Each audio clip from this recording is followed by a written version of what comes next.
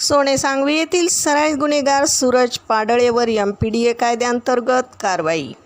नमस्कार, आपण पाहत आहात महाराष्ट्र जनता न्यूज। सोने सांगवी येथील सराईत गुन्हेगार सूरज राजेश पाडळे याच्यावर MPDA कायद्यान्वये कारवाई करण्यात आली आहे। सूरज पाडळे याच्यावर दरोडा, जबरदस्तीने चोरी, बेकायदेशीर शस्त्र बाळगणे आणि दहशत पसरवणे यासारखे 5 गंभीर गुन्हे दाखल आहेत।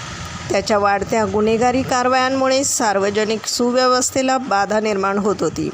रांजणगाव पोलीस स्टेशनचे निरीक्षक महादेव वाघमोडे यांनी पाठवलेल्या प्रस्तावावर पुणे जिल्हाधिकारी जितेंद्र डुडी यांनी मोहर उमटवत या गुन्हेगाराला स्थानबद्ध करण्याचे आदेश दिलेत। 13 मे रोजी या आरोपीला ताब्यात घेऊन नागपूरच्या मध्यवर्ती कारागृहात दाखल करण्यात आले।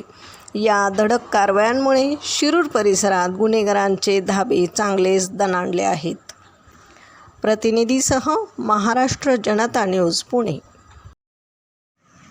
महाराष्ट्राचा बुलंद आवाज, क्षणोक्षणी अपडेट, सत्याचा निर्भीड शोध। राजकारण असो वा समाजकारण, शेती असो वा सामान्य माणसाचे प्रश्न, वा असो क्राईम रिपोर्ट, प्रत्येक बातमीचा अचूक वेध। ताज्या बातम्या आपल्यासाठी पाहत रहा महाराष्ट्र जनता न्यूज।